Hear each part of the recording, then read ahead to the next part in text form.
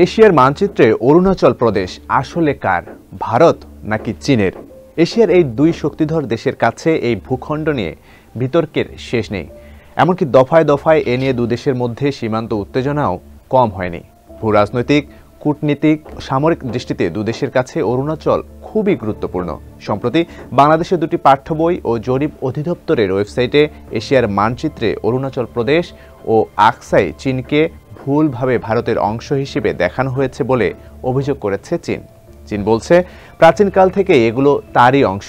বেজিংয়ের মতে এই তথ্য বিভ্রাটের পাশাপাশি পাঠ্য বই ও জরিপ অধিদপ্তরের ওয়েবসাইটে হংকং ও তাইওয়ানকে চীনের অংশ না দেখিয়ে দেশ হিসেবে দেখানো হয়েছে।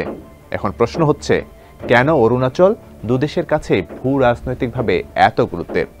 আর অরুণাচল দখলে নিয়ে চীনই বা কেন এত মরিয়া? আবার ভারতের রহস্যটাই বা কি?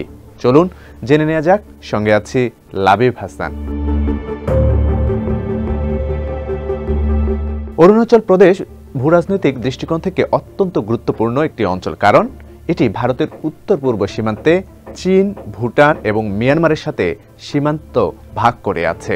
এই প্রদেশের কিছু মূল ভূরাজনৈতিক গুরুত্বের দিকগুলোর মধ্যে এর ভৌগোলিক অবস্থান অত্যন্ত তাৎপর্যপূর্ণ, কেননা এটি চীনের সাথে একটি সরাসরি সীমান্ত ভাগ করে এবং তিব্বতী মালভূমি ও চীনা অঞ্চলগুলোর কাছে অবস্থিত। ফলে এটি ভারতের নিরাপত্তা ও প্রতিরক্ষা কৌশলগত দৃষ্টিকোণ থেকেও অত্যন্ত গুরুত্বপূর্ণ, কারণ এই ভূখণ্ড ভারতের উত্তর পূর্ব সীমান্তের নিরাপত্তা নিশ্চিত করতে ব্যাপক ভূমিকা পালন করে।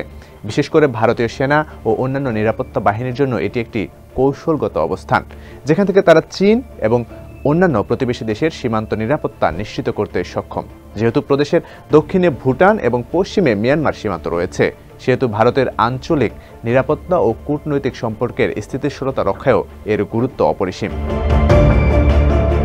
এছাড়াও অরুণাচল প্রদেশ প্রাকৃতিক সম্পদে সমৃদ্ধ, বিশেষ করে জলবিদ্যুৎ উৎপাদন, বনজ সম্পদ, খনিজ এবং জীববৈচিত্র্য, যেখানে চীনের সাথে সীমান্ত বিরোধ থাকলেও ভারত এখানে পুঙ্খানুপুঙ্খ উন্নয়ন ও অবকাঠামো বৃদ্ধি করতে সচেষ্ট। শুধু তাই নয়, প্রদেশের পাহাড়ি অঞ্চলের বৈশিষ্ট্য, উপত্যকা, নদী ও ঝর্ণা ভারতের অন্যান্য অংশ থেকে বিচ্ছিন্ন হয়ে থাকে। তবে এই অঞ্চলের ভূখণ্ডের প্রকৃতি চীনের সম্ভাব্য আক্রমণ রোধে সহায়ক হতে পারে।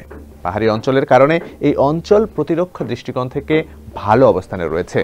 কৌশলগত গুরুত্বের দিক থেকেও ভারতীয় সেনাবাহিনীর জন্য যথেষ্ট কার্যকর, কারণ এটি তাদের উচ্চতাযুক্ত অঞ্চলে সৈন্য মোতায়েন করার সুবিধা দেয়, যা চীন ও অন্যান্য প্রতিবেশী দেশের আক্রমণের প্রতিরোধে কার্যকর হতে পারে। তাই দক্ষিণ তিব্বতের অঞ্চলের অংশ হিসেবে দাবি করা এই প্রদেশকে চীন নিজের অংশই মনে করে।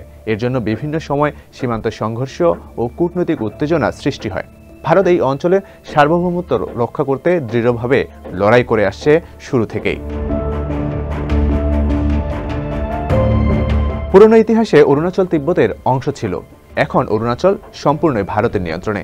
স্বাভাবিকভাবে ভারতের তরফ থেকে অরুণাচল নিয়ে কোনো বিতর্কই পাত্তা দেওয়া হয় না, অথচ চীনের স্কাই ম্যাপের মানচিত্রে অরুণাচলকে তাদের দেখানো হয়। স্কাই ম্যাপটি দেশের ডিজিটাল মানচিত্র বানায়। তারা অরুণাচলকে বলে লোয়ার তিব্বত, কখনো কখনো দক্ষিণ তিব্বত। চীনের মতে একসময় দালাই লামরাই লোয়ার তিব্বত শাসন করতেন। যেহেতু তিব্বত এখন চীনের হানদের নিয়ন্ত্রণে, সুতরাং অরুণাচলের মালিকও তারা। মূলত ব্রিটিশ সূত্রে ভারত অরুণাচল নিয়ন্ত্রণ করছে। এই জনপদের সঙ্গে মূল ভারতের কোনোই সাংস্কৃতিক যোগসূত্র ছিল না। একইভাবে চীনও তিব্বতের মালিক 1951 সালের দখল সূত্রে। দখলদারির আগে মূল চীনের হানদের সঙ্গে তিব্বতের সাংস্কৃতিক যোগসূত্র ছিল সামান্যই।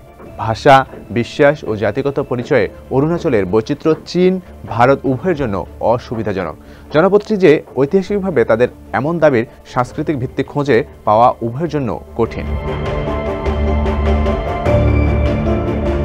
চীন অরুণাচল প্রদেশকে তার অংশ হিসেবে দাবি করে এবং এর জন্য বেশ কিছু ভূ রাজনৈতিক, ঐতিহাসিক এবং কৌশলগত কারণ রয়েছে। চীনের এই দাবির পেছনে কিছু প্রধান কারণ হলো, চীন অরুণাচল প্রদেশকে ঐতিহাসিকভাবে দক্ষিণ তিব্বত বলে অভিহিত করে এবং তাদের মতে এটি চীনের ভূখণ্ডের অংশ, যেটি কিছুক্ষণ আগেও পরিষ্কার করা হয়েছে। দ্বিতীয়ত, অরুণাচল প্রদেশ চীনের জন্য একটি কৌশলগত অবস্থান, কারণ এটি চীনের তিব্বত অঞ্চলের নিকটে এবং ভারতীয় সীমান্তে গুরুত্বপূর্ণ একটি এলাকা। চীন এর মাধ্যমে ভারতের উত্তর পূর্ব সীমান্তে চাপ সৃষ্টি করতে চায় এবং চীন যদি সামরিক শক্তি বাড়িয়ে অঞ্চলটি নিয়ন্ত্রণে নিতে পারে, তবে ভারতীয় নিরাপত্তার জন্য একটি বড় হুমকির কারণ হয়ে দাঁড়াবে। এছাড়াও প্রাকৃতিক সম্পদের প্রাচুর্য ভূখণ্ডটিকে অনন্য আসনে নিয়ে গেছে। চীন তার ভূরাজনৈতিক প্রভাব দক্ষিণ এশিয়ায় বিস্তার করতে চায়। অরুণাচল প্রদেশে ড্রাগন দেশের আধিপত্য প্রতিষ্ঠা করার মাধ্যমে চীন ভারতীয় উপমহাদেশের বৃহত্তর অংশে প্রভাব বিস্তার করতে পারে। চীন মনে করে যে এই অঞ্চলে পূর্ণ নিয়ন্ত্রণ পেলে তা ভারতীয় সামরিক ও রাজনৈতিক শক্তির বিরুদ্ধে একটি স্ট্রাইক হবে, যা ভারতের প্রতিবাদ ও প্রতিরোধের চাপ কমাতে সাহায্য করবে। এসব মিলিয়ে শি জিনপিংয়ের দেশকে অরুণাচল প্রদেশের উপর তার দাবি প্রতিষ্ঠা করতে মরিয়া করে তুলেছে। এদিকে ভারতও অরুণাচলকে নিজেদের অবিচ্ছেদ্য ভূখণ্ড হিসেবে দাবি করে আসছে। ভারত কখনোই চীন বা অন্য কোনো দেশের দাবি মেনে নিতে রাজি নয় যে এটি তাদের ভূখণ্ডের অংশ।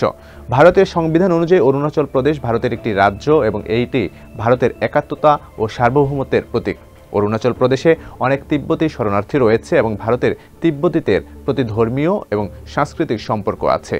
চীনের উপস্থিতি তিব্বতীদের জন্য একটি বৃহৎ রাজনৈতিক চাপ সৃষ্টি করতে পারে, যা ভারতের কাছে গ্রহণযোগ্য নয়।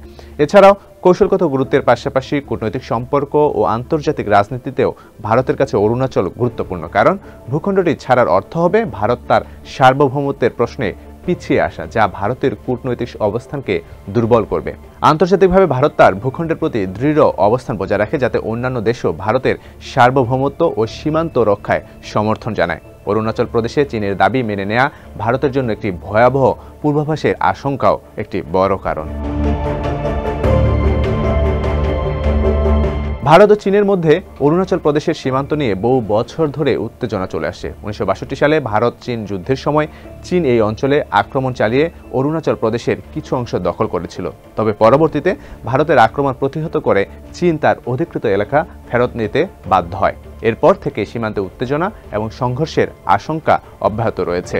অরুণাচল প্রদেশের সীমান্ত প্রধানত ম্যাকমোহন লাইন দ্বারা চিহ্নিত। ওই রাজ্যের 90,000 বর্গ কিলোমিটার এলাকার পুরোটাই নিজেদের বলে মনে করে চীন। চীন ও অরুণাচলের মধ্যকার 890 কিলোমিটার লম্বা সীমান্ত গত 100 বছরেরও বেশি সময় ধরে ম্যাকমোহন লাইন নামে পরিচিত, যার নামকরণ করা হয়েছিল ব্রিটিশ ভারতের তৎকালীন পররাষ্ট্র সচিব স্যার হেনরি ম্যাকমোহনের নামে। 1914 সালে সিমলায় গ্রেট ব্রিটেন, তিব্বত ও চীনের প্রতিনিধিদের নিয়ে যে সিমলা কনভেনশনের আয়োজন করা হয়েছিল, সেখানে স্যার হেনরি ম্যাকমোহনের নেতৃত্বে ব্রিটিশ ভারত ও তিব্বতের এই সীমান্ত রেখাটি আঁকা হয়। কোনো পার্বত্য অঞ্চলের সীমানা নির্ধারণের জন্য যে হাইয়েস্ট ওয়াটারশেড প্রিন্সিপাল আছে, সেই নীতি সিমলাতে অনুসরণ করা হয়েছিল, কিন্তু চীনের প্রতিনিধি তা মানতে রাজি হননি। এছাড়া অরুণাচলের তাওয়াংকেও ব্রিটিশ সাম্রাজ্যের ভেতরে বলে দেখানো হয়। এদিকে তিব্বতের কোনো আন্তর্জাতিক চুক্তিতে যাওয়ার এখতিয়ারই নেই। এই যুক্তি দিয়ে সিমলার ওই সমঝোতা থেকে চীন তখনই নিজেদের সরিয়ে নিয়েছিল। ম্যাকমোহন লাইন নিয়ে বিতর্কও সেই তখন থেকেই।